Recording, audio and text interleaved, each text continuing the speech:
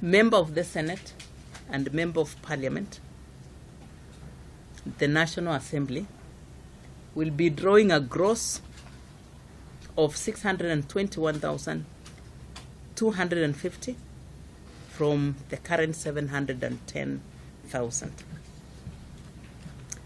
At the county government, the county governor will be drawing a gross of 924,000 from the current 1,056,000. The deputy governor will be drawing a gross of 621,250 from the current 701,441. The member of the county assembly, I'm sure a number of you are keen on this, not for any other reason, these are very important players in the leadership of the county government,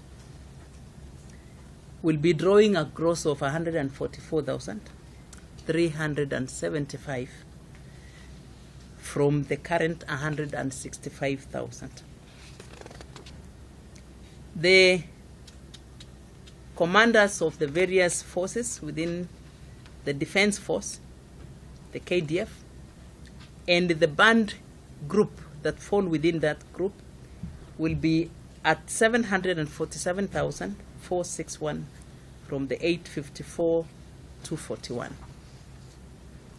Some of the abolished benefits at the county government are the governor's allowance.